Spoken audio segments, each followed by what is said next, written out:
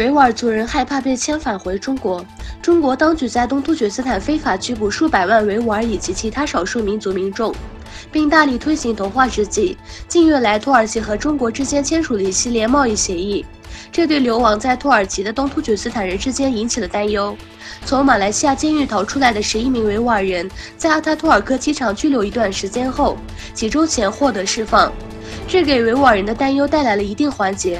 然而，最近毕业于新疆大学的维吾尔青年贝尔哈提在伊斯坦布尔的家中被土耳其警察带走，并告知他被遣返到中国，最后法院决定不将他送回中国。对中国镇压的担忧正在增加，土耳其乌沙克氏同胞和协助协会为了引起舆论对中国在东突厥斯坦的压迫关注，举行了一场游行活动。游行开始于市政府楼前，并在715历史广场结束。乌沙克多个民间组织和民众参加了活动。与此同时，奥斯曼摩托车俱乐部成员聚集在伊斯坦布尔法蒂赫的萨拉齐哈尼公园举行新闻发布会，对中国在东突厥斯坦的压迫表示抗议。此外，民族主义行动党马拉提亚女联组织为了引起土耳其舆论对中国在东突厥斯坦的压迫，举办了一次展览会。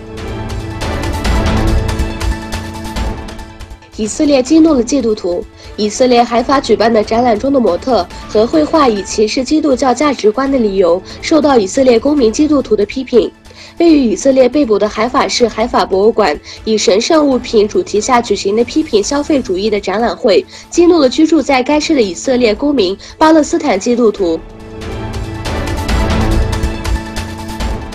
首次印度中亚对话举行。首次印度中亚外长对话会议13日在乌兹别克斯坦第二大城市撒马尔罕举行。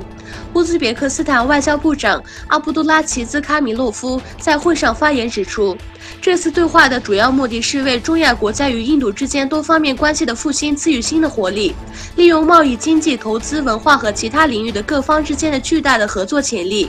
并协调国际组织内的活动。